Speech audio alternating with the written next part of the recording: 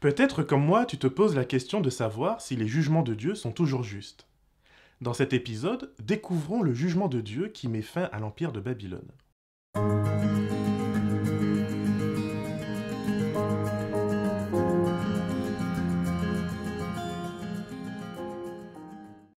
En hébreu, le titre d'un livre révèle souvent son contenu. Il n'est donc pas étonnant de trouver dans le livre de Daniel une forte présence de la thématique du jugement, puisque ce nom signifie Dieu est mon juge ou encore Dieu est juge. D'ailleurs, Daniel et ses compagnons nous sont présentés au début du livre comme des exilés à cause d'un jugement de Dieu sur Israël. À présent, c'est au tour de Babylone d'être jugée par Dieu. On peut se demander pourquoi Dieu juge une nation païenne après son propre peuple.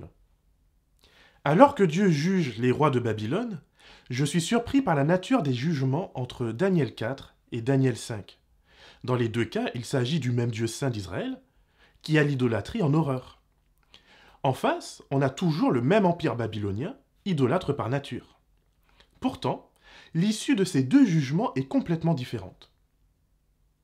Le premier jugement de Dieu concerne Nabuchodonosor et le conduit à la vie, et ce malgré une forte opposition pendant des années. Il pille Jérusalem, castre les enfants de Dieu, leur impose des nouveaux noms et donc une allégeance spirituelle nouvelle. Non seulement il cherche à imposer sa propre volonté face à celle de Dieu en construisant une statue tout en or, mais en plus, il force les jeunes Hébreux à se prosterner devant cette contrefaçon de l'histoire à venir du monde. Pourtant, Dieu se montrera généreux et patient envers lui. Le roi retrouve son royaume et une prospérité encore plus grande qu'avant sa perte de raison. Belchazzar, par contre, subira un jugement brutal qui signera son arrêt de mort. On ne lui consacre réellement qu'un chapitre. Il n'est pas le fils direct de Nabuchodonosor, mais le mot araméen pour fils désigne également un descendant ou un successeur. Tiens-toi bien. Belchazzar n'est pas roi, mais le fils et co-régent du véritable roi, Nabonide, qui prit le pouvoir au roi Labasim-Marduk après une révolution. Labasim-Marduk est le fils de Néri-Glissar, le beau-frère et l'assassin d'Évil-Mérodach, qui lui est le descendant direct de Nabuchodonosor. En plus de nous montrer que les Babyloniens avaient vraiment un don bizarre pour donner des noms, cela explique pourquoi Belchazzar ne peut offrir que la troisième position du royaume à celui qui expliquera le message envoyé par Dieu. Maintenant, revenons à notre histoire de jugement. D'où vient ce résultat complètement différent alors qu'il s'agit pourtant du même Dieu? Je me suis longtemps demandé pourquoi, de tous les peuples qui sont sous sa domination, Belchazzar choisit de profaner les ustensiles du temple de Jérusalem. Ne pouvait-il pas se tourner vers des ustensiles des temples égyptiens ou assyriens? Sûrement il y avait des ustensiles sacrés d'autres nations conquises, qui étaient tout aussi beaux et précieux. Un élément de réponse me vient de la tradition rabbinique, qui explique que le choix du roi est intentionnel. Belchazzar aurait été au courant de la prophétie de Jérémie 25:11, ainsi que de celle de Daniel 9, qui prédisent la chute de Babylone après 70 ans. Belchazzar aurait donc célébré un festin particulièrement fort en débauche afin de montrer la supériorité de ses dieux de paille face aux dieux d'Israël. Manque de peau, il se trompe d'une année. Et c'est bien là qu'il commet les erreurs d'orgueil et de vanité qui lui seront fatales. Une fois de plus, Daniel intervient à la fin, une fois que l'incompétence et l'impuissance des sages, des prêtres et autres de Babylone ont été démontrées. Malgré les fidèles services que Daniel a rendus à l'Empire, il a été oublié par des hommes lâches et vains.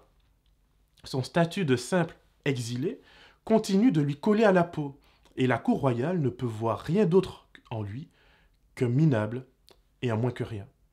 Mais heureusement, son témoignage est resté dans le cœur de la reine-mère, qui se souvient de ce que Belchazzar et ses grands auraient dû garder en mémoire.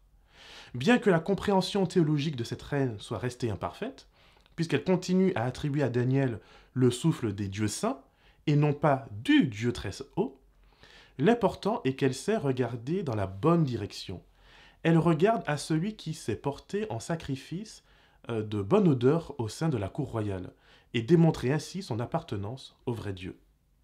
Daniel, en effet, démontre être animé par la sagesse du véritable Dieu en étant capable de lire et d'interpréter l'inscription sur le mur. Belchazzar a été pesé et compté.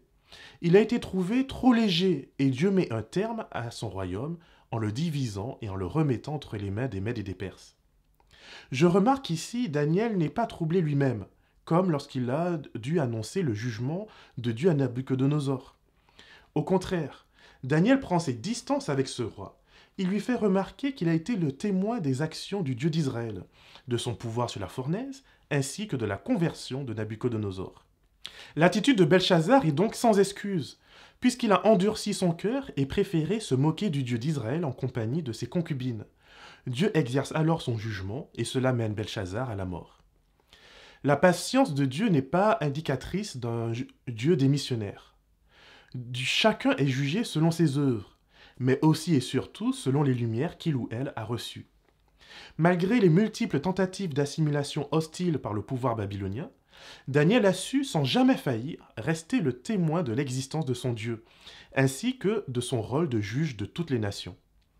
La différence dans le jugement de Dieu ne s'explique que par la réaction des personnes jugées. L'un accepte la grâce de Dieu, tandis que l'autre la méprise. Le jugement de Dieu est juste et toujours renversant. Soit il produit un bouleversement pour la vie, soit un bouleversement pour la mort. Cela me rappelle l'exemple de Jésus dans le Nouveau Testament. L'un des passages favoris de beaucoup de chrétiens se trouve dans Jean 3, verset 16, et dit « Car Dieu a tant aimé le monde qu'il a donné son Fils unique, pour que quiconque met sa foi en lui ne se perde pas, mais ait la vie éternelle. » Amen, n'est-ce pas? Mais je t'invite à lire les versets suivants, car ils sont tout aussi importants. Dieu, en effet, n'a pas envoyé son Fils dans le monde pour juger le monde, mais pour que par lui, le monde soit sauvé. Celui qui met sa foi en lui n'est pas jugé, mais celui qui ne croit pas est déjà jugé, parce qu'il n'a pas mis sa foi dans le nom du Fils unique de Dieu. Et voici le jugement. La lumière est venue dans le monde, et les humains ont aimé les ténèbres plus que la lumière, parce que leurs œuvres étaient mauvaises. Ne suivons pas l'exemple de Belchazzar.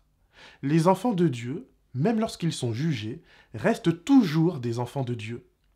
L'Église de Dieu, même lorsqu'elle va mal, reste toujours la prunelle de ses yeux. Dieu protège ses enfants et son Église même durant les temps d'exil, de questionnement identitaire ou de remise en question. Ne rejetons pas la lumière qui tente d'éclairer nos vies. Levons les yeux au ciel et acceptons de croire pleinement dans la justice et dans l'amour de Jésus-Christ. Que le Seigneur te garde et te bénisse, et fasse de toi une source de bénédiction pour l'éternité.